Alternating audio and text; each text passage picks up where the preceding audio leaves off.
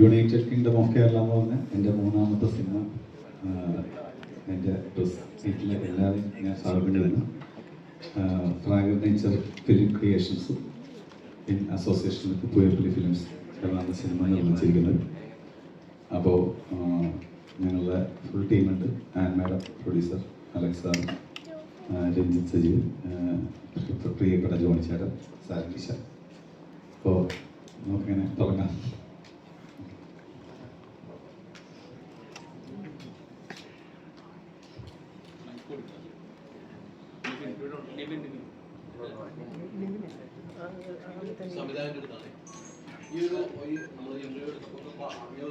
ഈ ഒരു സബ്ജക്ട് ഇപ്പോഴത്തെ ഒരു തലമുറയ്ക്ക് കൂടെ ആവശ്യമുള്ളതായിട്ട് തോന്നുന്നുണ്ട്.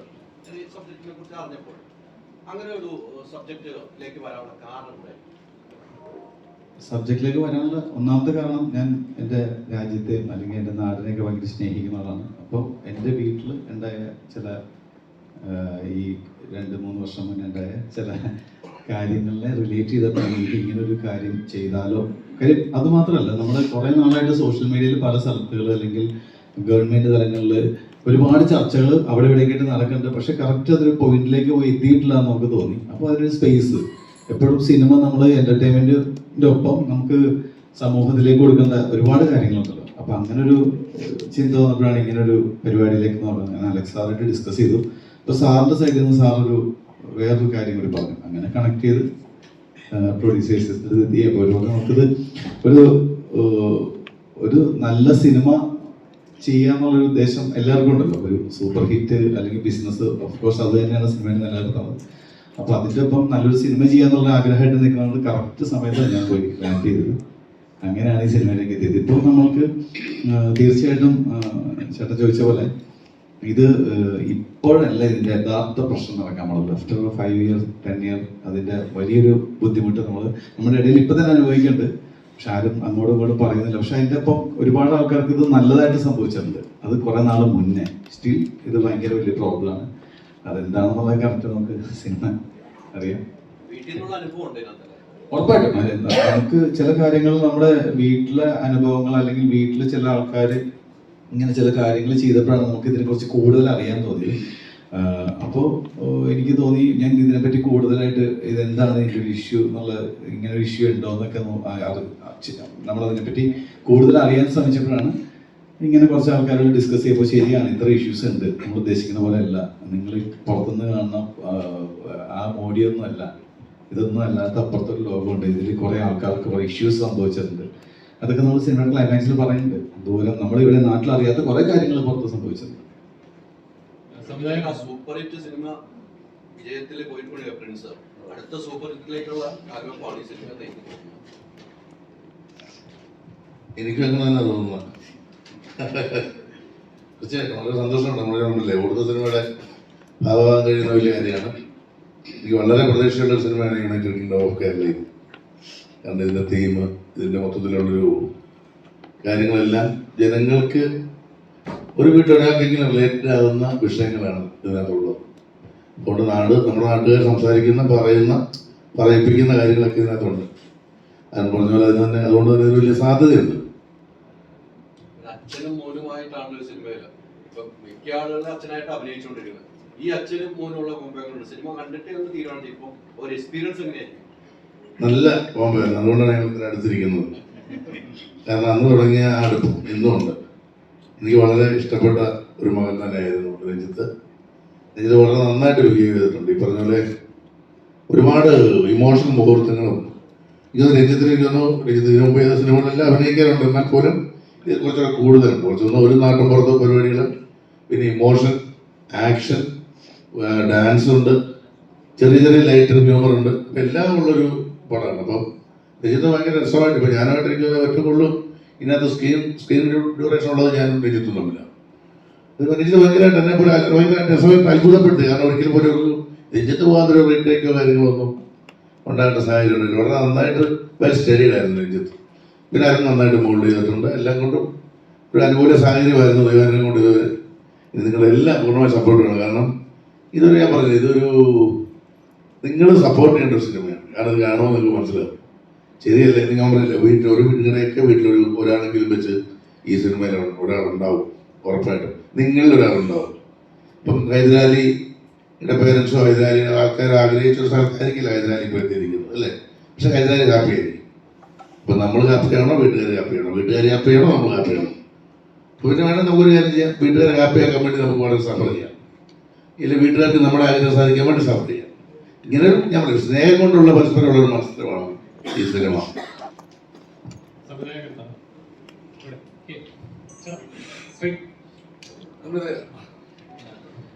നോർമലി ഇപ്പൊ കോളേജ് എന്ന് പറയുമ്പോൾ തന്നെ നമ്മൾ കോളേജ് സിനിമ എന്ന് പറയുമ്പോൾ തന്നെ ഓൾറെഡി പ്രേക്ഷകർ അല്ലെങ്കിൽ ഒരു ലവ് സ്റ്റോറി ആയിരിക്കും, അല്ലെങ്കിൽ ഒരു കോളേജ് രാഷ്ട്രീയം അങ്ങനത്തെ ഒരു സിനിമകളായിരിക്കും. അങ്ങനെ ഒരു ക്ലീശ ബ്രേക്ക് ചെയ്യുന്ന ആണെന്നൊരു ഫീലിംഗ് ആ ട്രെയിലർ കണ്ടപ്പോൾ ശരിക്കും അങ്ങനെയാണല്ലേ? ബ്രേക്ക് ചെയ്യണമെന്ന് വെച്ചാൽ എനിക്ക് കറക്റ്റ് അറിയത്തില്ല. പക്ഷെ ഒരു കാര്യം സത്യമാണ്, നമ്മളിവിടെ ഇപ്പോൾ യൂത്തിന്റെ സിനിമ എന്ന് പറഞ്ഞ് നമുക്കറിയാലോ, യൂത്തിന്റെ സിനിമ എപ്പോഴും ഒരു ലവ് സ്റ്റോറി അല്ലെങ്കിൽ കുറച്ച് ഇടി വയലൻസ്, എനിക്ക് ഭയങ്കര ഇഷ്ടമാണ് അങ്ങനത്തെ സിനിമകൾ വിജയിക്കുന്നുണ്ട്, എല്ലാം നല്ലതാണ്. പക്ഷെ അതിനപ്പുറത്തോട്ട് ഇപ്പൊ ഈ റീസെന്റ് ഒരുപാട് 2K കിഡ്സ് എന്ന് പറഞ്ഞിട്ട് ഒരുപാട് ട്രോളുകൾ ഒരു വയലൻസിന് മാത്രമാണ്, അതല്ലാത്ത കുറെ ആൾക്കാരുണ്ട്, കുറെ നല്ല പിള്ളേരുണ്ട്.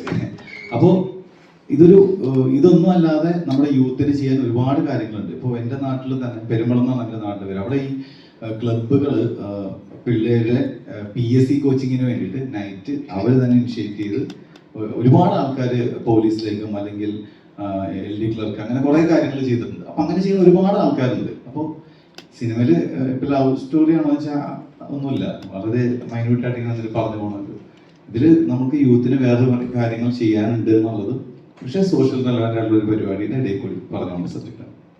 ഇത് റിലീസ് ചെയ്തിരിക്കുന്ന ദിവസവും പക്ഷെ എന്താ പറയുക, ഒരുപാട് സിനിമകൾ ഇറങ്ങുന്ന ശരിക്കും ഒരു എന്താ പറയാ കൂട്ടി ഒരു ഏറ്റുമുട്ടൽ തന്നെ വേണമെങ്കിൽ പറയാം. നമുക്ക് ഏറ്റുമുട്ടലിനേക്കാളപ്പുറത്ത് നമുക്ക് നമ്മുടെ സിനിമയിൽ നല്ല വിശ്വാസമാണ്.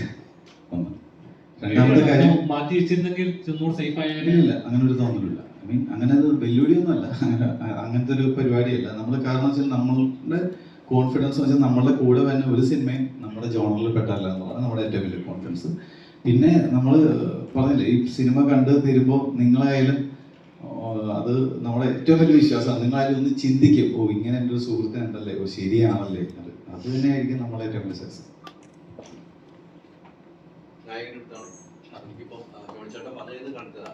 ഈ സിനിമയിൽ എല്ലാം ആക്ഷൻ ഉണ്ട്, ഇമോഷൻ ഉണ്ട്. എനിക്ക് താങ്കളുടെ സിനിമയിൽ ഏറ്റവും ഇഷ്ടപ്പെട്ട കൽബ് തന്നെയാണ്. അതിന്റെ അപ്പുറത്തേക്ക് ഒരു സിനിമയിലേക്ക് ഞാൻ താങ്കൾ ഇമോഷൻ എനിക്ക് വർക്ക് ചെയ്യുന്ന കൽബാണ്. അതിന്റെ വേറെ സിനിമകളായിട്ടുണ്ട്. ഇതില് ഇപ്പൊ അച്ഛൻ എന്ന സ്ഥാനത്ത് നിന്ന് ഈ സിനിമയുടെ ക്യാരക്ടറാണ് പറയുന്നത്, ഒരു ഇമോഷൻ വർക്ക് ചെയ്യുമ്പോൾ ജോണി ചേട്ടൻ എന്റെ ഒരു വലിയൊരു വേദന ഉണ്ടായിട്ടുണ്ട്. അത്തരം ഒരു സീനുകൾ ചെയ്യുമ്പോൾ എന്തായിരുന്നു തോന്നുന്നത്? വീട്ടിലെ തൊട്ടടുത്ത അമ്മയാണ് ഇരിക്കുന്നത്, എന്താണ് തോന്നിയത്? അതെ, വളരെ നല്ലൊരു എക്സ്പീരിയൻസ് ആയിരുന്നു. കാരണം ഇതിൽ പറഞ്ഞ പോലെ നമുക്ക് ഏറ്റവും ഒരുമിച്ചുള്ള സ്ക്രീൻ ടൈം ഉള്ളത്. കാരണം ഫസ്റ്റ് ഹാഫ് കുറച്ച് ലൈറ്റ് ഹാർട്ടഡ്, സെക്കൻഡ് ഹാഫിലെ കുറച്ച് പരിപാടിയിലോട്ട് കുറച്ച് കണക്ക് നീക്കാത. അപ്പം അതിൽ ഒരുപാട് ഇമോഷണലി കണക്ട് ചെയ്യുന്ന മൂമെന്റ്സ് ഉണ്ട്. ഇപ്പൊ നമ്മൾ ഈ കൊടുക്കൽ വാങ്ങലെന്ന് പറയുമ്പോൾ കോമഡിയിൽ മാത്രമല്ല അപ്ലൈ ചെയ്യുന്നത്. ചിലപ്പോൾ ഈ ഇമോഷൻ സീക്വൻസിൽ ചിലപ്പം ജോൺ ചേട്ടൻ പറയുന്ന ഒരു ഡയലോഗ് ആയിരിക്കും, അത് ഞാൻ ചിലപ്പോൾ അറിയാതെ കൊടുക്കുന്ന ഒരു റിയാക്ഷൻ ആയിരിക്കും അത് ക്യാമറ ക്യാപ്ചർ ചെയ്ത്. അങ്ങനെ ഒരുപാട് നാച്ചുറൽ ആയിട്ട് ഒരുപാട് ഡൈനാമിക്സ് വർക്ക് ചെയ്തിട്ടുണ്ട്. ഞാൻ ഇപ്പോഴും പറയുക, ഈ 4 പടങ്ങൾ ഞാൻ ചെയ്തത് എന്നെ ഒരു ആക്ടറായിട്ട് ഏറ്റവും യൂസ് ചെയ്ത 2 പടങ്ങൾ ഒരെണ്ണം UK ഒക്കെ ആയിരിക്കും. അതെനിക്ക് ഉറപ്പായിട്ട് പറയാൻ പറ്റും. ഹോപ്പ്ഫുള്ളി ഓഡിയൻസ് അങ്ങനെ സ്വീകരിക്കുമെന്ന് വിശ്വസിക്കുന്നു. പക്ഷേ ശരിക്കും എന്നെ ഒരുപാട് ഒരു ആക്ടറിന്റെ നിലയിൽ എന്നെ യൂട്ടിലൈസ് ചെയ്ത് ചാലഞ്ച് ചെയ്ത ഒരു പടം തന്നെയാണ് UK ഒക്കെ. എനിക്ക് തോന്നുന്നു ഇപ്പൊ ജോണിച്ചേട്ടൻ പറഞ്ഞതല്ല, എനിക്കൊരു സന്തോഷം എന്റെ പേരൻസിനായി എന്താ പറഞ്ഞല്ല, സ്വന്തം വീട്ടിൽ താങ്കൾ എങ്ങനെയായിരുന്നു ആ ഒരു സന്തോഷം ഈ സിനിമ കാണുമ്പോൾ താങ്കൾക്കാണ് ഉണ്ടാവുന്ന, അച്ഛനും അമ്മയ്ക്കായിരിക്കും ഉണ്ടാവുക? എനിക്കൊന്ന് രണ്ടും അവർക്കൊരു പ്രൗഡ് മൊമെന്റ് തന്നെയാണ്. കാരണം ഞാൻ ശരിക്കും ഒരു BTech ഗ്രാജുവേറ്റ് എഞ്ചിനീയറിംഗ്, ഞാൻ കഷ്ടിച്ചത് പാസ്സായത്. പക്ഷേ ഡെഫിനറ്റ്ലി അവർ ഭയങ്കര സപ്പോർട്ടീവ് ആയിരുന്നു രണ്ടുപേരും. ഇത് പറഞ്ഞാൽ ഈ കലാമേഖലയിലൂടെ എനിക്കുള്ള ഒരു പാഷൻ, അവർ ഭയങ്കര സപ്പോർട്ടീവ് ആയിരുന്നു. കാരണം സപ്പോർട്ട് ഇല്ലാതെ എനിക്ക് നിലവിൽ എത്താൻ പറ്റത്തില്ല. അതിൻ്റെ ഒരു തിരിച്ചറിവ് കാരണമേ എനിക്ക് നല്ല കോൺഫിഡൻ്റ് ആയിട്ട് ഇത് പെർസ്യൂ ചെയ്യാൻ ഒരു മേഖല കിട്ടിയത്. സോ അത് എപ്പോഴും ഗ്രേറ്റ്ഫുള്ളാണ്. പിന്നെ ഞാൻ ഒരിക്കലും ഞാനത് ഗ്രാജുവേറ്റ് എടുക്കത്തില്ല. ഏത് പഠനം ചെയ്താലും ഞാൻ എൻ്റെ ബെസ്റ്റ് എഫേർട്ടാണ് പുട്ട് ചെയ്യുന്നത്. ഇതുവരെ നല്ല സ്വീകരണം കിട്ടിയത്, ഇതുപോലെ തന്നെ മുന്നോട്ട് പോകണമെന്ന് വിശ്വസിക്കുന്നു. സോ നോക്കാം. അതെ, ഉറപ്പായിട്ടും. അതെ, ഇത് ശരിക്കും ഈ പടം മൊത്തം ഒരു കോമൺ മാൻ്റെ സ്ട്രഗിൾസ്, എല്ലാവർക്കും റിലേറ്റ് ചെയ്യാൻ പറ്റുന്ന ഒരു ക്യാരക്ടറും ഒരുപാട് അനുഭവങ്ങളും ഇത് ഇന്ന് കാണാൻ പറ്റുമെന്ന് നല്ലൊരു കോൺഫിഡൻസ് ഉണ്ട് ഞങ്ങൾക്ക്. അല്ല, ഒരുപാട് സിമിലാരിറ്റീസ് ഉണ്ട്. പക്ഷെ ഇത് കുറച്ചുകൂടി എന്ന് പറഞ്ഞാൽ ഈ കഥാപാത്രം എന്ന് പറഞ്ഞാൽ പുള്ളി ശരിക്കും അച്ഛന് വേണ്ടി ജീവിക്കുന്ന ഒരു മോനാണ്. കാരണം അച്ഛന്റെ സ്വപ്നങ്ങൾ വേണ്ടി ജീവിക്കുന്ന ഒരു മോനാണ്. അപ്പോഴത്തേക്ക് പക്ഷെ പുള്ളിന്റെ ഉള്ളിലൊരു ഫയറുണ്ട്. അത് പുറത്ത് പറയാൻ ഒരു ധൈര്യമല്ല. പക്ഷെ ആ സമൂഹം പുള്ളിനെ അനുവദിക്കുന്നില്ല. കാരണം പുള്ളി എന്തോ അടക്കി പിടിച്ച് ജീവിക്കും അച്ഛന് വേണ്ടി.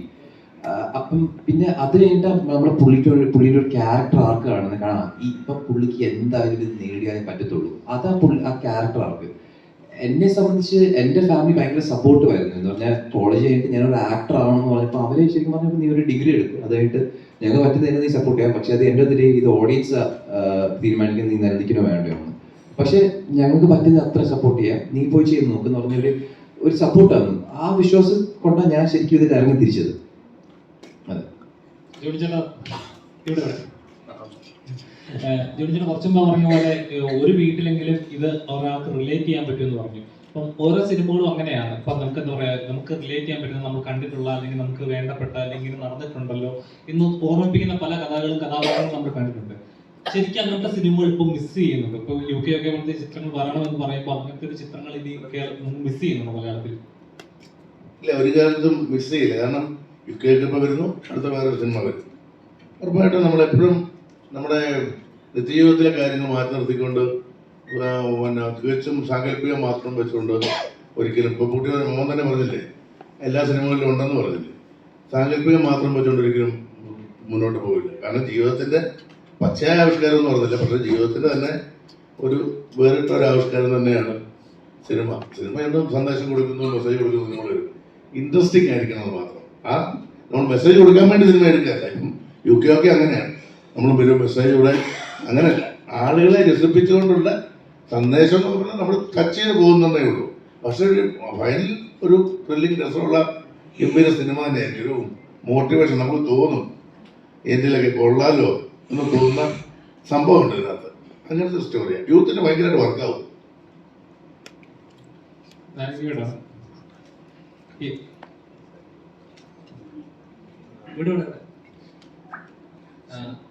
അതായത് ശരിക്കും ഞങ്ങൾ റീലിലാണ് കണ്ടത്. ദിലീപേട്ടനുമായിട്ട് ആദ്യ സിനിമയുടെ എക്സ്പീരിയൻസുമായിട്ട് ദിലീപേട്ടനെ അനുഗ്രഹം പഠിക്കാൻ പോകുന്നത് റീലിൽ കണ്ടായിരുന്നു. ദിലീപേട്ടൻ്റെ ഫാനാണോ? അതെ അതെ, തീർച്ചയായിട്ടുമാണ്. കുഞ്ഞിലെ ഞാൻ ഡൈ ഹാർട്ട് മീശമാധവൻ ഫാനാണ്. എങ്ങനെ ഉണ്ടായിരുന്നു ഈ, കാരണം ഇതിന്റെ പ്രൊമോഷൻസ് ഒക്കെ ചെയ്യുന്ന സമയത്ത് ഭയങ്കര ഹൈപ്പർ ആക്റ്റീവ് ആയിട്ടുള്ള ആളാന്ന് തോന്നി. അപ്പൊ ഡാൻസിലായാലും ശരി, ഒരു ഭയങ്കര ഹൈപ്പർ ആയിട്ടുള്ള ആളാന്ന് തോന്നി. എങ്ങനെ ഉണ്ടായിരുന്നു UK ഒക്കെ എൻ്റെ ലൈഫിൽ സംഭവിച്ച ഏറ്റവും നല്ല കാര്യങ്ങളുള്ള ഒരു കാര്യമാണ് UK ഒക്കെ. അപ്പോൾ അതിൻ്റെ ഷൂട്ട് ആയിക്കോട്ടെ, ഷൂട്ട് കഴിഞ്ഞുള്ള പ്രൊമോഷൻസ് ആയിക്കോട്ടെ, ഞാൻ എനർജറ്റിക് ആയിട്ട് നിന്നതൊക്കെ അതിനോട് അത്രയും ഒരു കമ്മിറ്റ്മെന്റ് ഉള്ളതുകൊണ്ട് കൂടെയാണ്. പിന്നെ ഡാൻസർ ആയതുകൊണ്ട് എല്ലാ സ്റ്റേജിലും ഡാൻസ് കളിക്കാൻ പറഞ്ഞാൽ ഞാൻ അപ്പം കയറി ഡാൻസ് കളിക്കും.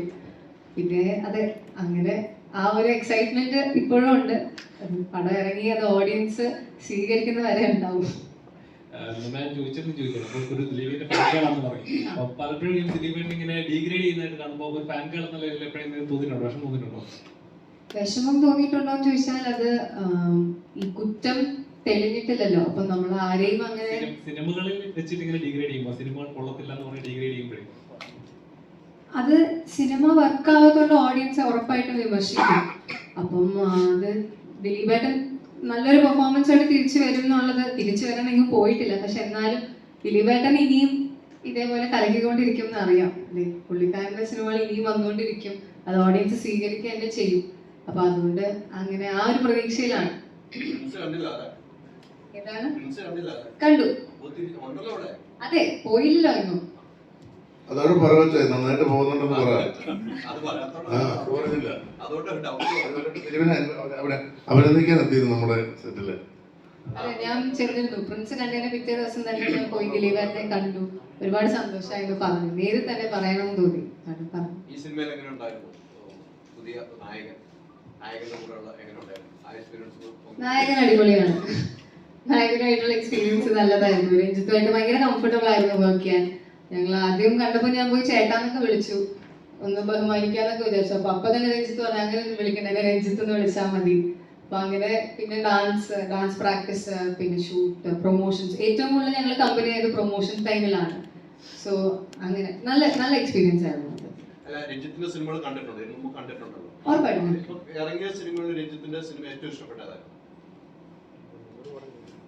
സിനിമ എനിക്ക് ഏറ്റവും ഇഷ്ടപ്പെട്ടത് ഗോളമാണ്. പക്ഷെ രഞ്ജിത്തിന്റെ പേഴ്സണൽ പെർഫോമൻസ് വൈസ് എനിക്ക് ഖൽബാണ് കുറച്ചുകൂടി ഇഷ്ടം. പക്ഷെ എനിക്ക് തോന്നുന്നു പേഴ്സണലി സിനിമ UK വെച്ചിട്ട് രഞ്ജിത്തിന്റെ ഏറ്റവും ബെസ്റ്റ് പെർഫോമൻസ് അതായിട്ടാണ് തോന്നുന്നത്. നായിക ബേസിക്കലി ഒരു ഡാൻസർ ആണ്. ഇപ്പോൾ UK വരുമ്പം ഡാൻസ് ചെയ്യാനുള്ള എബിലിറ്റി യൂട്ടിലൈസ് ചെയ്തിട്ടുണ്ടോ, അല്ലെങ്കിൽ ആ രീതിയിൽ നമുക്ക് പ്രതീക്ഷിക്കാമോ? അതെ, ഇപ്പം സിനിമയുടെ രസമാല എന്ന് പറഞ്ഞൊരു സോങ് റിലീസായിരുന്നു. അപ്പം അതിൽ ഒരു ഫുൾ ലെങ്ത് ഡാൻസ് സോങ് ആണത്. അപ്പം അത് മാക്സിമം ആക്ച്വലി സിനിമയിൽ എൻ്റെ എൻട്രി ആ സോങ് കഴിഞ്ഞിട്ടായിരുന്നു. പക്ഷേ ഓഡിഷനൊക്കെ കഴിഞ്ഞ് കൺഫേം ആയതിനു ശേഷം ഞാൻ ഡാൻസർ ആയതുകൊണ്ട് അവർ ചെറിയ സ്ക്രിപ്റ്റിൽ ഒരു ചെറിയ വ്യത്യാസം വരുത്തിയിട്ടുണ്ട്. അപ്പോൾ അങ്ങനെ അതിലും എനിക്കൊരു ഭാഗമാവാൻ പറ്റി. സന്തോഷം. മേഡം ഇപ്പൊ നേരത്തെ പറഞ്ഞതുപോലെ മോൻ പറഞ്ഞ ഒരു കാര്യത്തിൽ നിന്നാ മോനെ പഠിപ്പിക്കണമെന്നായിരുന്നു ആഗ്രഹം.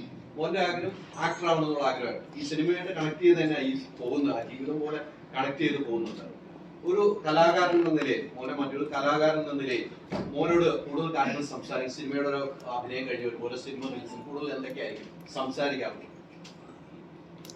ഞങ്ങൾ കുടുംബമായിട്ട് കലയെ സ്നേഹിക്കുന്ന ഒരു ഫാമിലിയാണ്. അപ്പം ഞങ്ങൾ 2009 നമ്മുടെ പ്രൊഡക്ഷൻ ഹൗസ് ലോഞ്ച് ചെയ്യുന്നത്. പ്രണയമാണല്ലോ നമ്മുടെ ഫസ്റ്റ് ഫിലിം. അന്ന് രഞ്ജിത്ത് തീരെ കുഞ്ഞായിരുന്നു. പക്ഷേ രഞ്ജിത്ത് കൊച്ചിലെ തൊട്ട് ഒരു ആർട്ടിസ്റ്റാണ്. അവൻ നടക്കുന്നതിന് മുമ്പേ ഡാൻസ് ചെയ്യുന്നതാണ് എൻ്റെ അനുഭവം. മ്യൂസിക്കിനെ പറ്റിയാണെങ്കിലും ആർട്ടിനെ പറ്റിയാണെങ്കിലും നല്ലപോലെ വരയ്ക്കും. സോ ആർട്ടിസ്റ്റ് ഒത്തിരി പുള്ളിക്കാരൻ്റെ രഞ്ജിത്തിൻ്റെ ലൈഫിൻ്റെ ഒരു വെരി സെൻട്രൽ കോർ ആസ്പെക്റ്റാണ്.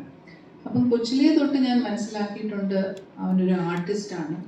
ബട്ട് അവൻ പഠിത്തത്തിൽ ഇൻ്റലിജൻ്റ് ആണ്. പക്ഷേ അക്കാഡമിക്കലി ഇൻട്രസ്റ്റ് ഉള്ള കാര്യത്തിൽ ഭയങ്കര ഡെഡിക്കേറ്റഡ് ആയിട്ട് വർക്ക് ചെയ്യും. അവൻ്റെ ഏറ്റവും ഹാപ്പി സ്പേസസ് പെർഫോമിങ്.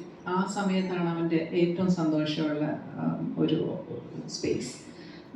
പഠിത്തം ഓഫ് കോഴ്സ് എഡ്യൂക്കേഷൻ ഞങ്ങൾക്ക് ഇമ്പോർട്ടൻ്റ് ആയിട്ട് തോന്നുന്നുണ്ട്. ബിക്കോസ് ഒരു ആക്ടറിൻ്റെ ഒരു സ്പേസ് ഭയങ്കര കോമ്പറ്റേറ്റീവ് ഒരു ഫീൽഡാണ്. അതിൽ നമുക്ക് ഒന്ന് എസ്റ്റാബ്ലിഷ് ചെയ്യാൻ പറ്റിയില്ലെങ്കിൽ എന്തെങ്കിലും ഒന്ന് ഫോൾ ബാക്ക് ചെയ്യാനായിട്ടൊരു ബേസിക് ക്വാളിഫിക്കേഷൻ വേണമെന്ന് ഞങ്ങൾ പേരൻസിനൊരു നിർബന്ധം ഉണ്ടായിരുന്നു. അങ്ങനെ പഠിച്ചോ. പക്ഷേ ഈ പഠിച്ചുകൊണ്ടിരിക്കുന്ന സമയത്ത് തന്നെ എഞ്ചിനീയറിംഗ് കോളേജിൽ പഠിച്ചുകൊണ്ടിരിക്കുന്ന സമയത്ത് തന്നെ ഡാൻസ് ക്ലബ് പ്രസിഡൻ്റൊക്കെ ആയിരുന്നു. അപ്പം പെർഫോമിങ് പാരലലി എപ്പോഴും കൊണ്ടുപോയിട്ടുണ്ട്. കോളേജ് എഞ്ചിനീയറിംഗ് പഠിച്ചുകൊണ്ടിരുന്ന സമയത്ത് വർക്ക്ഷോപ്സ്, മൂവീസ്, ന്യൂയോർക്ക് ഫിലിം അക്കാഡമിയിൽ പോയി പഠിച്ചിട്ടുണ്ട്.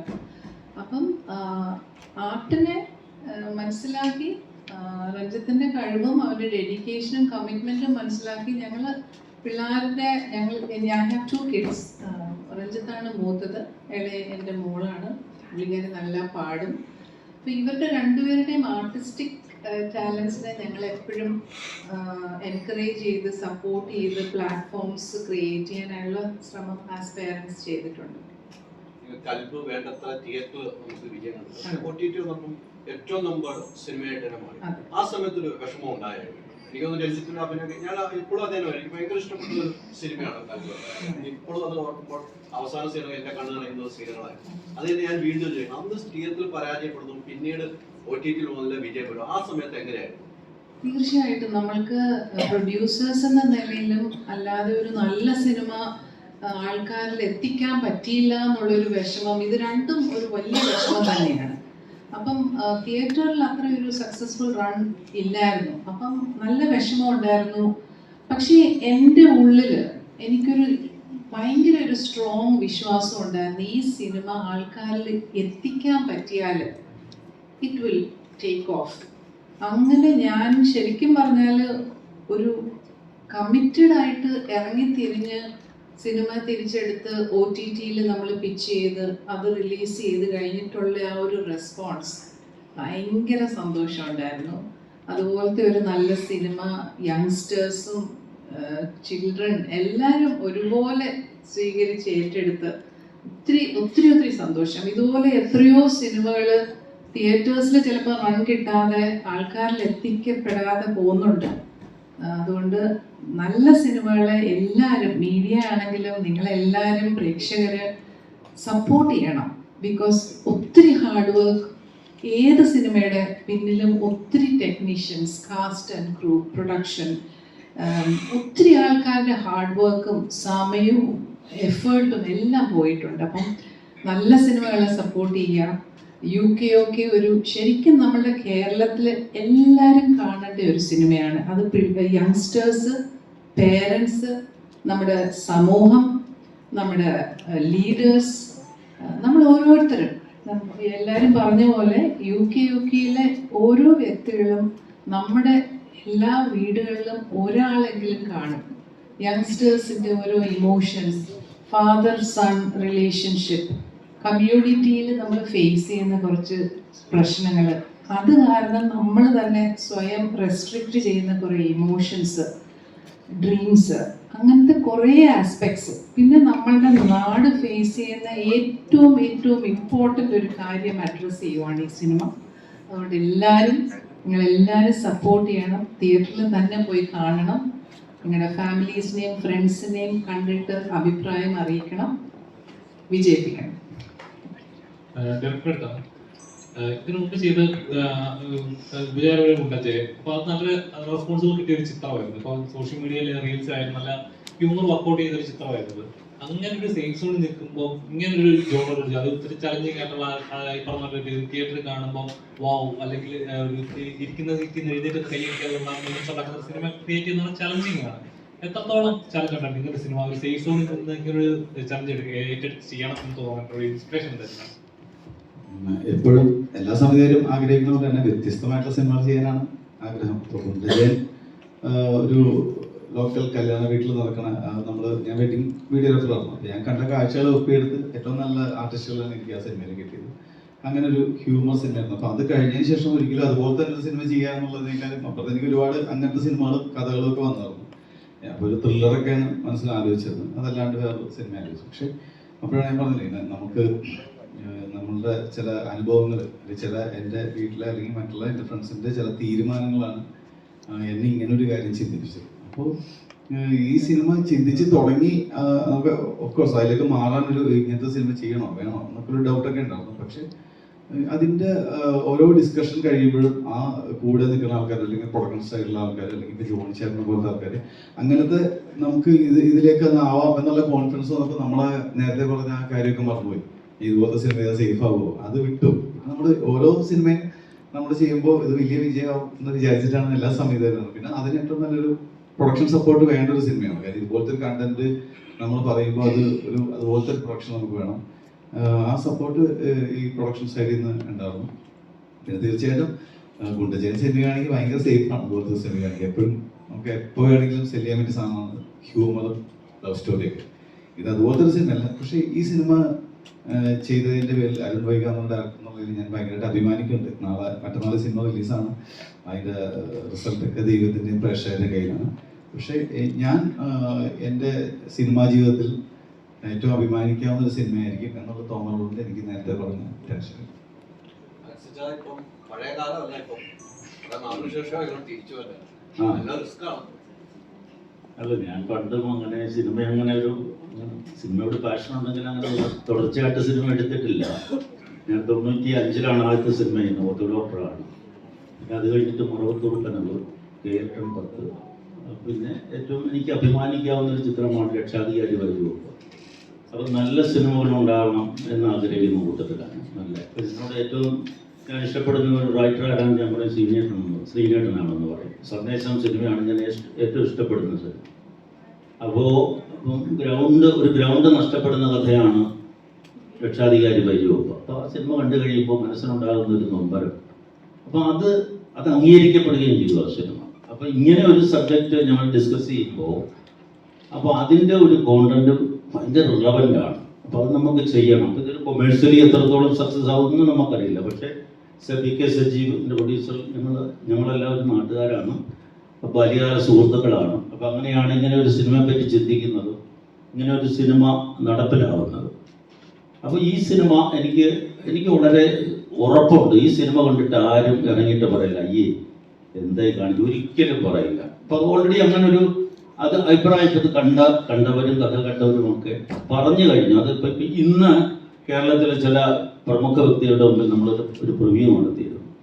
അപ്പോൾ സിനിമ കണ്ടതിന് ശേഷം അവർ എഴുന്നേറ്റ് നിന്ന് കൈയടിച്ചു. അപ്പോൾ അതിൽ ഒരാൾ വ്യക്തിപരമായിട്ട് പറഞ്ഞൊരു കാര്യമുണ്ട്. ഞാൻ ഒരു 4-5 വർഷമായി പല വേദികളിലും പ്രസംഗിച്ച് നടക്കുന്ന ഒരു വിഷയം നിങ്ങൾ വെറും 2 മണിക്കൂർ കൊണ്ട് പറഞ്ഞ് അതിൻ്റെ ഏറ്റവും അങ്ങേറ്റവും അതായത് കൺവിൻസിംഗ് ആയിട്ട് നിങ്ങൾ പറഞ്ഞു, ഹാറ്റ്സ് ഓഫ് ടു എന്ന് പറഞ്ഞു. കൈയടിച്ച പുള്ളി നമുക്ക് അപ്പോൾ അതിൽ വലിയ ഒരു അഭിമാനമില്ല. ഇപ്പോൾ സിനിമ ഓടുകയോ ഓടാതിരിക്കുകയോ പറഞ്ഞ പോലെ ഒരുപാട് സിനിമകളുണ്ട്, മാറ്റിവെക്കണം എന്നൊക്കെ പറയുമ്പോൾ നമ്മൾ കുറച്ചൊക്കെ അങ്ങനെ മാറ്റിവെച്ച് വന്നതാണ്. പക്ഷെ നമ്മൾ ഇനിയും മുമ്പോട്ട് പോകുന്ന പടങ്ങൾ ഒരുപാടുണ്ട്. അതുകൊണ്ട് അതിനിടയ്ക്ക് നമ്മൾ ഇതിങ്ങനെ കൊണ്ടുപോവുകയെന്ന് നിവൃത്തിയുള്ളൂ. പക്ഷെ അത് വേണ്ട. അപ്പം നമുക്ക് നല്ല കോൺഫിഡൻസ് ഉണ്ട്. വ്യത്യസ്തമായൊരു വിഷയമാണ് നമ്മൾ കൈകാര്യം ചെയ്തത്. അപ്പോൾ മലയാളികൾ എന്നുള്ള നിലയിൽ ഈ സിനിമ കാണുമെന്നത് മനസ്സിലാവും. നിങ്ങളെല്ലാവരും ഈ സിനിമയെ സാധാരണ ഇപ്പോൾ ഇതെല്ലാം പ്രൊമോഷൻ്റെ ഒരു ഭാഗമാണ്. എന്നാൽ പോലും ഈ സിനിമയ്ക്ക് നിങ്ങൾ ഒരു സ്പെഷ്യൽ സപ്പോർട്ട് തരണം. കാരണം ഇത് നമ്മുടെ വിഷയമാണ്, ഈ നാടിൻ്റെ വിഷയമാണ്. അങ്ങനെ ഒരു സബ്ജക്റ്റ് എടുക്കാൻ ഒരു പ്രൊഡ്യൂസറും ഇന്നത്തെ കാലത്ത് തയ്യാറാവില്ല. കാരണം അതിൽ കൊമേഴ്ഷ്യൽ സൈഡുണ്ട്. ഇതൊരു ചെറിയ സിനിമയല്ല. നല്ല പൈസ മുടക്കിയിട്ട് 10-70 ദിവസം ഇന്ത്യയുടെ പല ഭാഗങ്ങളിലായിട്ട് ഷൂട്ട് ചെയ്ത് അത്രയും പെർഫെക്ഷനോട് കൂടി ചെയ്തിട്ടുള്ളൊരു സിനിമയാണിത്. അപ്പോൾ അത് കാണുമ്പോൾ നിങ്ങൾക്ക് മനസ്സിലാവും. അപ്പോൾ എല്ലാവർക്കും യുണൈറ്റഡ് അത് ചെറിയ സിനിമ, ആർട്ടിസ്റ്റ് അങ്ങനെ നോൺ ആർട്ടിസ്റ്റ് ഒന്നുമില്ല അപ്പോൾ എന്നൊക്കെ പറയും. പക്ഷെ നിങ്ങൾ സിനിമ കാണുമ്പോൾ മനസ്സിലാവും ഇതങ്ങനെയല്ല. അപ്പോൾ നിങ്ങളുടെ ഭാഗത്തു നിന്നും ഒരു അഡീഷണൽ സപ്പോർട്ട്, ഒരു അഡീഷണൽ ഇതിൻ്റെ ഒരു മാർക്കറ്റിങ്ങിന് പ്രൊമോഷന് വേണ്ടി ഉണ്ടാവണം. കാരണം ഇതെല്ലാം നമ്മുടെ കഥയാണ്, കേരളത്തിൻ്റെ കഥയാണ്. അപ്പോൾ ദയവേത് നിങ്ങളെല്ലാവരും, നിങ്ങളും സുഹൃത്തുക്കളും എല്ലാവരെയും സിനിമ കണ്ട് ഈ സിനിമ ഒരു വലിയ വിജയമാക്കി തീർക്കണമെന്ന് അഭ്യർത്ഥിക്കുകയാണ്. അന്നത്തെ പോലെ അല്ലല്ലോ ഇപ്പൊ തന്നെ മാർക്കറ്റിംഗിന്റെ ഭാഗമാണ് ഇതെല്ലാം. അന്ന് സോഷ്യൽ മീഡിയ അങ്ങനെയൊന്നുമില്ല താങ്കളുടെ കാലം. പക്ഷെ അന്നൊക്കെ ഈ സിനിമ താങ്കൾ വിജയത്തിലേക്ക് എത്തുമ്പോൾ ഒറ്റ ദിവസം വെള്ളിയാഴ്ച എന്നുള്ള ദിവസം റിലീസ് ചെയ്യുമ്പോൾ തന്നെയാണ്. ഇന്ന് വെള്ളിയാഴ്ച എന്ന ദിവസം റിലീസ് കഴിഞ്ഞാൽ പിന്നെ റിവ്യൂ ചെയ്യാൻ വേണ്ടി കുറെ ആളുകൾ വരും. ആ സിനിമയെ നന്നാക്കാനും ദോഷമാക്കാനും ആളുകൾ. റിവ്യൂ ചെയ്തിട്ട് ഒരു സിനിമയും ഇവിടെ നന്നായിട്ടില്ല. നല്ല സിനിമകൾ ഓടും. ഏത് സിനിമ നല്ല സിനിമകൾ ഓടാതിരുന്നിട്ടുള്ളത്? എന്നാൽ ഒരു മോശം സിനിമ റിവ്യൂ ചെയ്ത് ഏതാണ്? ഒരു ഉദാഹരണം പറയൂ. മോശപ്പെട്ടൊരു സിനിമ റിവ്യൂ ചെയ്ത് നന്നാക്കിയിട്ടുണ്ട് എന്ന ആത്മവിശ്വാസത്തോടെ ആർക്കെങ്കിലും പറയാൻ പറ്റും? ഒരു സിനിമയുടെ പേര്. ചിലപ്പോൾ ഒരു നല്ല സിനിമയെ മീൻസ് മോശപ്പെട്ട ശ്രമങ്ങളുണ്ടാവാം നല്ല, പക്ഷേ നല്ല സിനിമ എന്തും മലയാളികൾ സ്വീകരിച്ചിട്ടുണ്ട്. അത് തിയേറ്ററിൽ ഓടും. അത് നല്ല റിവ്യൂ കൊടുക്കണമെന്നുമില്ല. ആൾ മൗത്ത് പബ്ലിസിറ്റിയാണ് ഏറ്റവും വലിയ പബ്ലിസിറ്റി എന്ന് വിശ്വസിക്കുന്ന കൂട്ടത്തിലാണ്. ഗ്യാപ്പൊന്നുമില്ല. ഞാനിടയ്ക്ക് നമ്മൾ കുറച്ച് ഒരു റിസോർട്ടിൻ്റെ കാര്യമായിട്ടൊക്കെ അതാണെന്ന് പിന്നെ ഞാൻ പറഞ്ഞില്ലേ, ഇത് നമുക്കൊരു സിനിമ ഒരു ബിസിനസ് അല്ല. ഇപ്പോൾ നിങ്ങൾക്ക് എല്ലാവർക്കും അറിയാവുന്ന സിനിമ ഒരിക്കലും ഒരു ബിസിനസ് അല്ല. അത് നിങ്ങൾക്ക് ഇപ്പോൾ ഞാനൊരു പച്ചയായിട്ട് പറയുകയാണെങ്കിൽ നിങ്ങൾക്ക് ഒരുപാട് പൈസ ഉണ്ടെങ്കിൽ, അതായത് ഈ മുടക്കുന്ന പൈസ തിരിച്ചു കിട്ടുമെന്ന് ഒരിക്കലും പ്രതീക്ഷിക്കാതെ വേണം സിനിമയിൽ പൈസ മുടക്കാൻ. 1 രൂപ പോലും തിരിച്ചു കിട്ടും. പണ്ടൊക്കെ നമ്മൾ സിനിമ എടുത്തു കഴിഞ്ഞാൽ ഫിലിം പെട്ടി എങ്കിലും ബാക്കി കിട്ടും, തലവച്ച് കിടന്ന് ഉറങ്ങാൻ. ഇപ്പോൾ അതുപോലും ഇല്ല. അതാണ് അവസ്ഥ.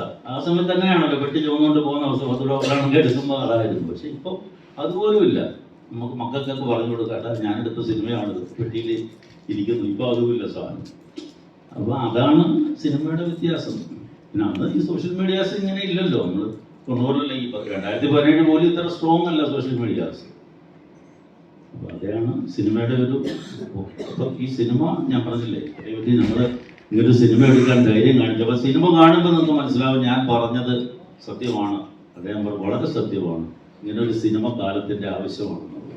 അപ്പോൾ ആരും ധൈര്യപ്പെട്ടില്ല. ഞാൻ ഓണസ്റ്റ്ലി ഞാൻ പറയും, ഇങ്ങനൊരു സിനിമ എടുക്കാൻ ഇന്നത്തെ കാലത്ത് ആരും ധൈര്യപ്പെട്ടില്ല. അപ്പോൾ ആ ധൈര്യം കാണിച്ച ഞങ്ങളെ നിങ്ങൾ അഭിനന്ദിക്കണം. അതെ, താങ്ക് യു. അതിൽ നിന്ന് തന്നെ ചോദിക്കാണ്. ഇപ്പൊ റിവ്യൂ സിസ്റ്റത്തിന്റെ കാര്യം നമ്മൾ കുറെ നാളായിട്ട് ചർച്ച ചെയ്തുകൊണ്ടിരിക്കുന്നത്. അപ്പൊ കഴിഞ്ഞ ദിവസം തന്നെ അസീസിക്ക സോഷ്യൽ മീഡിയയിൽ പോസ്റ്റ് ചെയ്തായിരുന്നു പ്രിൻസ് ആൻഡ് ഫാമിലിയെ കുറിച്ച് നെഗറ്റീവ് റിവ്യൂ വന്നിട്ട് ഞാൻ ആദ്യം കണ്ടില്ല. പിന്നെ എന്റെ കൂട്ടുകാർ കണ്ടതിന് ശേഷമാണ് ഞാൻ നേരിട്ട് പോയി കണ്ടത്. അഭിപ്രായം ശരിക്കും പറഞ്ഞാൽ ഈ സിസ്റ്റം, അതായത് ഓൺലൈൻ സോഷ്യൽ മീഡിയ അല്ലെങ്കിൽ ആ റിവ്യൂ സിസ്റ്റം കാരണം സിനിമകളെ നല്ല രീതിയിൽ അത് ബാധിക്കുന്നുണ്ട്, അല്ലെങ്കിൽ മൗത്ത് പബ്ലിസിറ്റിയാണ് സിനിമയ്ക്ക് വേണ്ടത് എന്ന് ചേട്ടൻ പൂർണ്ണ വിശ്വസിക്കുന്നുണ്ടോ? ഇതിന്റെ ഉത്തരവാണ് അച്ഛൻ പറഞ്ഞത്. ഒരു തീർച്ചയായിട്ടും മൗത്ത് പബ്ലിസിറ്റി ഏറ്റവും വലിയ പബ്ലിസിറ്റി. അതിനെ വല്ല പബ്ലിസിറ്റി ഇല്ല. പിന്നെ കുറച്ച് നാള് വെളിച്ചത്തെ ഇരട്ടിക്കാൻ പറ്റുമെന്ന് എന്നാൾ പറഞ്ഞു തന്നെ. കുറച്ച് കഴിയുമ്പോൾ ആളുകൾക്ക് വെളിച്ചം അനുഭവപ്പെടും. അതായിരുന്നു കറക്റ്റ് എന്ന് പറയും. പറഞ്ഞ ആള് തെറ്റാന്ന് മനസ്സിലാക്കും. ആളുകൾ ജനം തിയേറ്ററിലേക്ക് കയറുന്നത് അവർക്ക് രസിക്കാനുള്ള ഉണ്ടോ സംഗതി ഉണ്ടോ എന്ന് നോക്കിയിട്ടാണ്. അവർ ഓരോ പടത്തിന് ഓരോന്ന് പ്രതീക്ഷിക്കും അല്ലേ. ഇപ്പൊ ദിലീപിന്റെ പ്രൊഡ്യൂസർ ഫാമിലിയിൽ നിന്ന് എന്താണോ ദിലീപ് സിനിമയിൽ നിന്ന് പ്രതീക്ഷിക്കേണ്ടത് അതെല്ലാം അതിനകത്തുണ്ടായിരുന്നു. അവർ ഹാപ്പിയായിരുന്നു. അവര് അതുകൊണ്ടാണ് ഓരോ ദിവസം കഴിയുന്ന ഒരു കണക്ഷൻ കൊത്തായിരുന്നു. അപ്പം അത് അനുഭവപ്പെട്ടതല്ലേ. മോനൊരു കോംപ്ലിമെന്റ്. ഏറ്റവും കൂടുതൽ ചോദ്യങ്ങൾ ചോദിക്കുന്ന മനുഷ്യൻ സത്യം. ഞാൻ കാര്യം പേരെന്നാ നിവിൻ ഒരുപാട് ചോദ്യങ്ങൾ ചോദിക്കാൻ കഴിയട്ടെ. അങ്ങേക്ക് ഒരുപാട് ഉത്തരങ്ങൾ നൽകാൻ എനിക്ക് സാധിക്കട്ടെ എന്ന് ഈ പരിവാർ സിനിമയിൽ വേറെ ആളുകളായിരുന്നു, പ്രൊഡക്ഷൻ ആയിരുന്നു. പുതിയ പുതിയ ആളുകൾക്ക് ടൈം കൊടുക്കുന്നു എന്ന് എനിക്ക് മനസ്സിലായി. കഥ കേൾക്കാൻ പുതിയ പുതിയ സംവിധാനത്തിന് സമയം കൊടുക്കുന്നു. അങ്ങനെ ഇനിയുള്ള ഒരു യാത്രയും അങ്ങനെ തന്നെയാണ്. സിനിമയിൽ എസ്പെഷ്യലി ഈ കാലത്ത് ഒത്തിരി ടാലൻസ് നമ്മുടെ ചുറ്റുപാടുണ്ട്. ഇപ്പൊ രഞ്ജിത്ത് ഞങ്ങളുടെ മോനാണ്. രഞ്ജിത്തിന് നമ്മളൊരു പ്ലാറ്റ്ഫോം കൊടുക്കുന്നു. അവന്റെ കഴിവ് അവന്റെ ഹാർഡ് വർക്കും കമ്മിറ്റ്മെന്റും പെർഫോമൻസിലായിരിക്കും അതിന്റെ സക്സസ്. ഈ ഓപ്പർച്യൂണിറ്റീസ് കിട്ടുന്നതാണ് ഏറ്റവും വലിയ ഇമ്പോർട്ടൻസ്. അപ്പം ഞങ്ങൾ ശരിക്കും സിനിമ അലക്സ് പറഞ്ഞ പോലെ വേറെ കുറേ മേഖലകൾ ബിസിനസ്സുള്ള ആൾക്കാരാണ്. അപ്പം നമ്മൾക്ക് സിനിമ എന്ന് പറഞ്ഞത് ഒരു മണി മേക്കിംഗ് ഇൻഡസ്ട്രി ആയിട്ട് ഞങ്ങൾ കാണുന്നില്ല. ഒരു ബിസിനസ് മാത്രമായിട്ടല്ല. അതിലൊരു സ്നേഹവും പാഷനും ഉള്ളതുകൊണ്ടാണ് നമ്മൾ ഫിലിം പ്രൊഡക്ഷനിലോട്ട് വരുന്നത്. അലക്സ് പറഞ്ഞ പോലെ നമ്മളൊരു സിനിമ എടുത്തു കഴിഞ്ഞാൽ അത് സക്സസ്ഫുൾ ആവുന്ന ഒരു ഗ്യാരണ്ടി ഇല്ല. നമ്മൾ പൈസ ചെലവാക്കുന്നു, ഒരു 10-100 ദിവസത്തിനകം വലിയൊരു തുക ചെലവാക്കുന്നു. പക്ഷെ അത് തിരിച്ചു കിട്ടുമോ ഇല്ലയോ എന്നുള്ളൊരു 100% ഗ്യാരണ്ടി ഒരിക്കലും നമുക്കില്ല. പക്ഷെ അറ്റ് ദ സെയിം ടൈം നമ്മളൊരു പ്രോജക്റ്റ് ചൂസ് ചെയ്യുമ്പം അതിൻ്റെ കാസ്റ്റ് ആൻഡ് ക്രൂ ടെക്നീഷ്യൻസിനെ ചൂസ് ചെയ്യുമ്പം നമ്മൾ അത്രയും ഇമ്പോർട്ടൻസ് കൊടുത്തിട്ടാണ് ചൂസ് ചെയ്യുന്നത്. Content, first thing content. എന്തുകൊണ്ട് നമ്മൾ ഈ കോണ്ടന്റ് ചെയ്യണം? നമ്മൾ ഡിസ്കസ് ചെയ്ത പോലെ ചിലപ്പോൾ ഈ സിനിമ എടുക്കാൻ ധൈര്യപ്പെട്ടെന്ന് എനിക്കൊരു ധൈര്യക്കുറവും ഇല്ല ഈ സിനിമ എടുക്കാൻ. ബിക്കോസ് നമ്മളൊരു മെസ്സേജ് മാത്രം കൺവേ ചെയ്യണമെങ്കിൽ നമുക്കൊരു ഷോർട്ട് ഫിലിം ചെയ്തിട്ട് അതിനെ നമുക്ക് ഒരു ആൾക്കാരിൽ എത്തിക്കാൻ പറ്റും. പക്ഷേ ഒരു കമേഴ്ഷ്യൽ സിനിമ ചെയ്യുമ്പോൾ അതിൽ സിനിമ പ്രേക്ഷകരെ സാറ്റിസ്ഫൈ ചെയ്യാൻ കുറേ ആസ്പെക്ട്സ് ഉണ്ട്. എൻ്റർടൈൻമെൻറ്റ് ഫാക്ടേഴ്സ്, ഇമോഷണൽ ഫാക്ടേഴ്സ്, കാണാൻ വിഷ്വലി ബ്യൂട്ടിഫുൾ സിനിമാറ്റോഗ്രാഫി, മ്യൂസിക്, ഇതെല്ലാം കൂടെ ചേർന്നാണ് കമേഴ്ഷ്യലി ഒരു സക്സസ്ഫുൾ മൂവി ആവുന്നത്. അപ്പം ഈ ആസ്പെക്ട്സിനെല്ലാം നമ്മൾ ആവശ്യത്തിന് ഉള്ള ഇമ്പോർട്ടൻസ് കൊടുത്ത് ഈ സിനിമയിൽ കമേഴ്ഷ്യൽ ഫാക്ടേഴ്സ് ഉണ്ട്, നല്ല പാട്ടുകളുണ്ട്, നല്ല ഇമോഷണൽസ് മോമെൻറ്റ്സ് ഉണ്ട്, യൂത്തിനെ അഡ്രിനാലിൻ പമ്പ് ചെയ്യാനുള്ള കുറച്ച് ആസ്പെക്ട്സ് ഉണ്ട്. അപ്പോൾ കമേഴ്ഷ്യലി എല്ലാ ഫാക്ടേഴ്സും ഉൾക്കൊള്ളുന്ന ഒരു സിനിമ തന്നെയാണ് UK. അപ്പോൾ യുണൈറ്റഡ് കിങ്ഡം ഓഫ് കേരളയിൽ ഇതിലും കുറേ ന്യൂ ആർട്ടിസ്റ്റിന് ഓപ്പർച്യൂണിറ്റീസ് കൊടുത്തിട്ടുണ്ട്. സാരംഗിയുടെ ഫസ്റ്റ് ഫിലിമാണ്.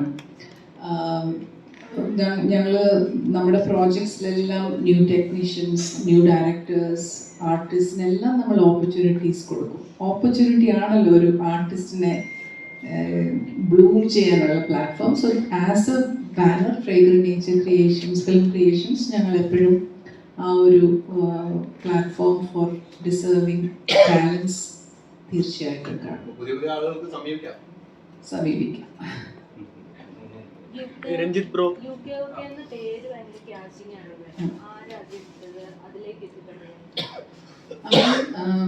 യുണൈറ്റഡ് കിങ്ഡം ഓഫ് കേരളയുടെ കോൺസെപ്റ്റും എല്ലാ ക്രിയേഷനും അറിവും തന്നെയാണ്.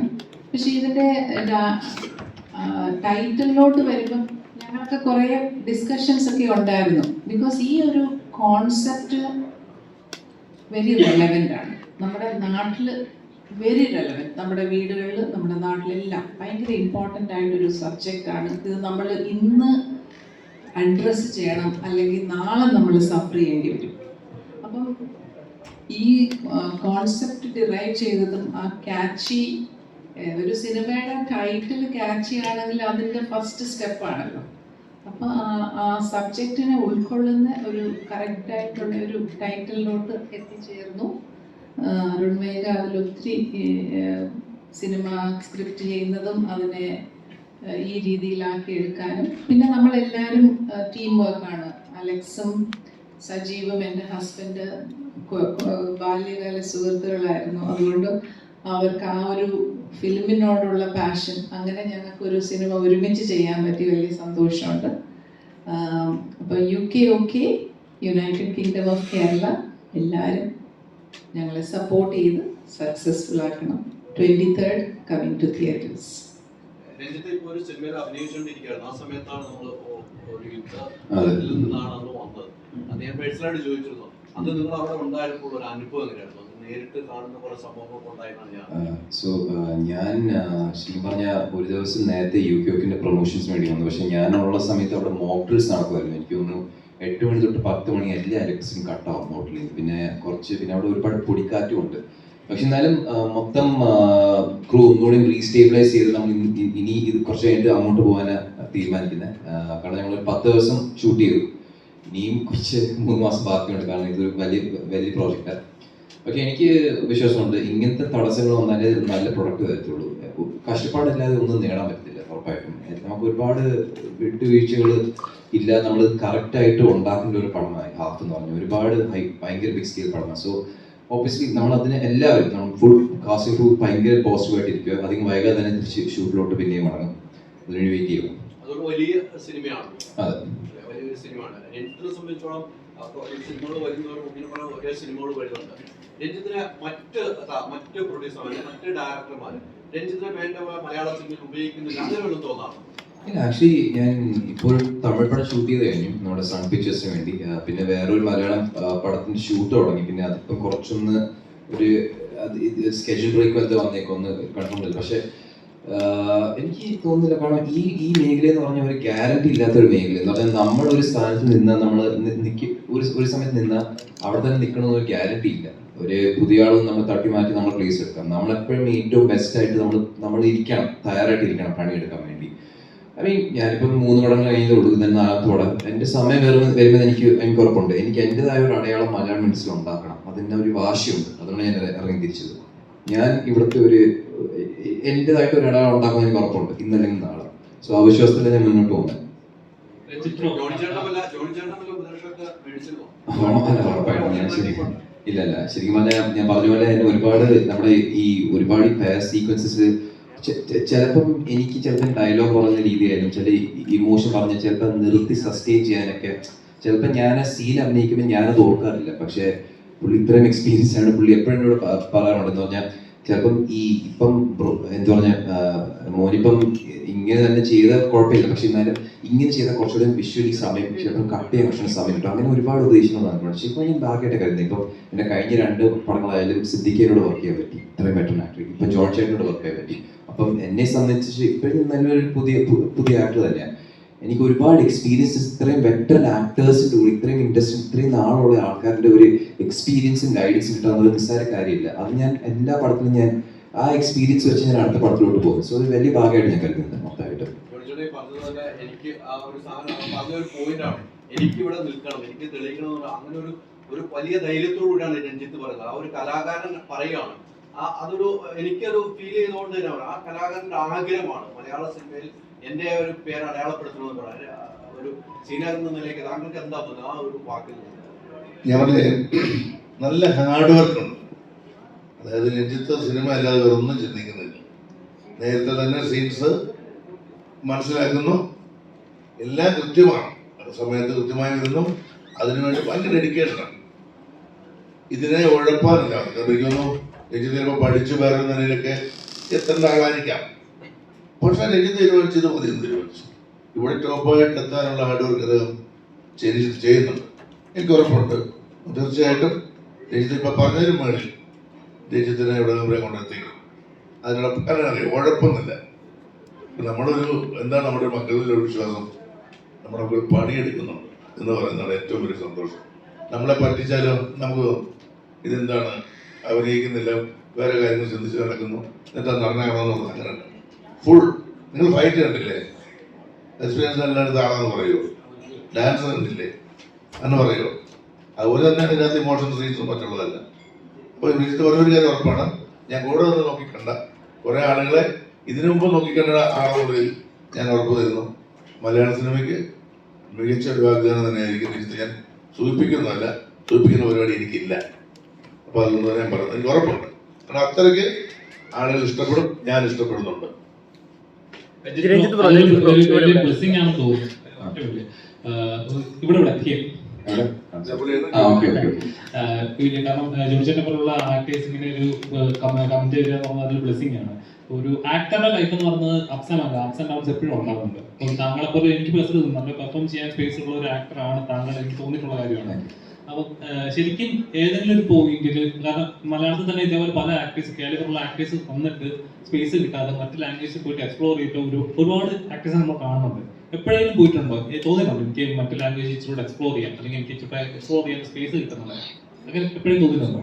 അങ്ങനെ തോന്നിയിട്ടില്ല. ഞാനിപ്പോൾ തമിഴ് പടം ചെയ്തെങ്കിലും എനിക്ക് ശരിക്കും ഈ മലയാളം ഇൻഡസ്ട്രിയിലുള്ള ഒരു സ്നേഹം കൊണ്ടാണ് ഞാൻ ഇതിൽ ഇറങ്ങി തിരിച്ചത്. കാരണം ഞാനിപ്പോൾ ഫീൽ ചെയ്തിട്ടുണ്ട്, ഇപ്പം നമ്മുടെ ഇൻഡസ്ട്രി വളരെ ചെറിയ ഇൻഡസ്ട്രി, പക്ഷെ നമ്മുടെ കോണ്ടന്റ് പറഞ്ഞാൽ ഇന്ത്യ മൊത്തം അറിയുന്ന ഒരു ക്വാളിറ്റി ഒരു കോണ്ടന്റ് നമ്മൾ പ്രൊഡ്യൂസ് ചെയ്യുന്നത്. പക്ഷെ നമുക്കതിൻ്റെ ചിലപ്പോൾ നമുക്ക് അധികം റിസോഴ്സസ് ഇല്ല, അത്രയും വലിയ ബഡ്ജറ്റ് ഒരു മറ്റ് അന്യഭാഷ ലാംഗ്വേജസ് എടുക്കുന്ന ഒരു രീതിയിൽ എടുക്കാൻ വേണ്ടി. സോ എനിക്ക് എപ്പോഴെങ്കിലും ഇന്നലെ നാളെ നമ്മുടെ മലയാളം ഇൻഡസ്ട്രീനെ ഒരു ഒരു ഒരു നില വരെ എത്തിക്കണമെന്ന് എനിക്കൊരു വാശിയുണ്ട്. കാരണം നമുക്കതിൻ്റെ പൊട്ടൻഷ്യൽ ഉണ്ട്, നമ്മുടെ ടെക്നീഷ്യൻസ് ആയാലും നമ്മുടെ ആക്ടേഴ്സ് ആയാലും നമ്മുടെ മൊത്തം ക്രൂ ആയാലും, പക്ഷേ നമുക്കതിന് റിസോഴ്സസ് ഇല്ല. സോ നമ്മളിങ്ങനെ നല്ല പടങ്ങൾ ചെയ്തുകൊണ്ടിരുന്ന, നല്ല കഥാപാത്രം ഞാൻ അവതരിപ്പിച്ചു തന്നിരുന്ന എപ്പോഴും നമ്മൾ ശ്രദ്ധിക്കപ്പെടും. ഇനി ആ ശ്രദ്ധ കൊണ്ട് നമുക്ക് കുറച്ചും റിസോഴ്സസ് കിട്ടുമെന്ന് ഞാൻ വിശ്വസിക്കുന്നു. സോ ഡെഫിനറ്റ്ലി എനിക്ക് അത്യാവശ്യം ഞാനൊരു മലയാളിയാണ്, എനിക്ക് മലയാളം ഇൻഡസ്ട്രിയിൽ തന്നെ നിൽക്കാനാണ് താല്പര്യം. അതെൻ്റെ ഒരു വ്യൂ പോയിന്റ്. ഓക്കെ ബ്രോ, ഇപ്പം UK ഒക്കെ ട്രെയിലർ എടുത്ത് നോക്കുവാണെങ്കിൽ തന്നെ ബ്രോയെ ഇഷ്ടപ്പെടുന്ന ഒരുപാട് ആളുകളുടെ കമന്റ് കാണും. അതിൽ ഇവർ കൽബിനെ പറ്റിയാണെങ്കിലും ഗോളത്തിനെ പറ്റിയാണെങ്കിലും മെൻഷൻ ചെയ്തുകൊണ്ട് പറയുന്നുണ്ട്. ഇപ്പം നേരത്തെ പറഞ്ഞ പോലെ ഒരുപാട് സിനിമകൾ ചെയ്തിട്ടില്ല, 3 സിനിമകളാണ് അഭിനയിച്ചിട്ടുള്ളത്. ഇപ്പം ഈ പുതിയൊരു നടൻ എന്നുള്ള നിലയ്ക്ക് ഇപ്പം ഇത്ര ആളുകളുടെ ഒരു സ്നേഹം പിടിച്ചു പറ്റുക എന്ന് പറയുന്നത് ചെറിയൊരു കാര്യമല്ല, എല്ലാവർക്കും സാധിക്കുന്ന കാര്യമല്ല. അപ്പം ഇവർ തരുന്ന ഒരു ആസ്പിറന്റ് ആക്ടറാണ്. അപ്പം ഇവരുടെ ഈ ഒരു സപ്പോർട്ടിന് തിരിച്ചൊരു മറുപടി അല്ലെങ്കിൽ റിപ്ലൈ ആയിട്ട് അവരോട് എന്താണ് പറയാനുള്ളത് പ്രേക്ഷകരോട്? നിങ്ങൾ കാരണം എനിക്ക് നിലനിൽക്കാൻ പറ്റുന്നത് ശരിക്കും പറഞ്ഞാൽ അത് വേണ്ടതൊരു പ്രേക്ഷകരെ തീരുമാനിക്കുന്ന ഒരു നടൻ അവിടെ നിലനിൽക്കണോ വേണ്ടത്. കാരണം ഇവരെ എന്റർടൈൻ ചെയ്യാൻ വേണ്ടി ഞാൻ ചെയ്യുന്നത്. കാരണം ഞാൻ കൊച്ചിലെ കണ്ടുവളർന്ന ആക്ടേഴ്സും സിനിമകളും ഞാൻ ഒരു കൊച്ചിന് എന്നെ ഇൻസ്പയർ ചെയ്തു ഈ മേഖലയിൽ ഒരു കാല് വെക്കാൻ വേണ്ടി. അതുപോലെ എനിക്ക് ഒരാളെ വ്യക്തികളോ എനിക്ക് ചെയ്യാൻ പറ്റി, അത് വളരെ ഭാഗ്യമായിട്ടൊക്കെ കൺസിഡർ ചെയ്തത്. കാരണം നമ്മൾ ആക്ടേഴ്സ് എന്ന് പറഞ്ഞൊരു വളരെ ഇമ്പോർട്ടൻ്റ് ആയിട്ടുള്ള പ്ലാറ്റ്ഫോം ഇൻഫ്ലുവൻസ് നമുക്ക് കിട്ടുന്നത്. ശരിക്കും പറഞ്ഞാൽ അത് നമ്മൾ ഒരു ക്യാരക്ടർ മതി അത് ചിലപ്പം അവരുടെ മനസ്സിൽ പറ്റിയിരിക്കാൻ വേണ്ടി. ഇപ്പം എനിക്ക് കൽബ്, കാരണം ഇപ്പോഴും ഞങ്ങൾ മിനിഞ്ഞാന്ന് കോഴിക്കോട് ബീച്ചിൽ പോയായിരുന്നു പ്രൊമോഷന് വേണ്ടി. ഇപ്പോഴും ഒരുപാട് ആൾക്കാരുണ്ട്, പക്ഷെ എന്നാൽ കുഞ്ഞു പിള്ളേർ വന്ന് എന്നെ കാൽബോ എന്ന് വിളിക്കുന്നത്, എൻ്റെ പേര് അറിയത്തില്ല. പക്ഷെ എനിക്ക് അത് മതി സത്യം പറഞ്ഞാൽ. കാരണം ആ ക്യാരക്ടർ അവരുടെ നെഞ്ചിൽ പന്നി ഇരിക്കുക. ശരിക്കും വേറെ ഒന്നും എനിക്ക് വേണ്ട. കാരണം ക്രിട്ടിക്കൽ അപ്രിസിയേഷൻ അതിനേക്കും കാലം നമ്മുടെ ക്യാരക്ടേഴ്സിനെ അവർ അപ്രിഷിയേറ്റ് ചെയ്യുക, ആ ക്യാരക്ടേഴ്സ് ഉൾക്കൊള്ളുക, അത് മതി സത്യം പറഞ്ഞത്. സോ ഡെഫിനറ്റ്ലി നിങ്ങൾ കാരണമാണ് ഞാൻ നിലനിൽക്കുന്നത്. ഇനിയും എനിക്ക് നല്ല പടങ്ങൾ ചെയ്ത് നിങ്ങൾ എന്റർടൈൻ ചെയ്യണമെന്നുണ്ട്, ഒരു ആക്ടറായിട്ട് വളരണമെന്നുണ്ട്. സോ അതിനുവേണ്ടി നിങ്ങളുടെ സപ്പോർട്ട് വേണം.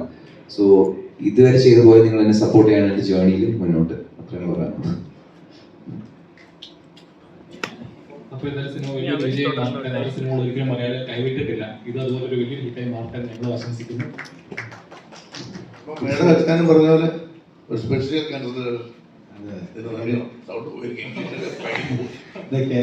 തീർച്ചയായിട്ടും നിങ്ങൾ അങ്ങനത്തെ ഒരു സപ്പോർട്ട് വേണം, നമ്മൾ ഭയങ്കര ആഗ്രഹിക്കുന്നുണ്ട്. പിന്നെ ലാലിന്റെ ബാക്ക്ഗ്രൗണ്ട് UK ടീമിന്റെ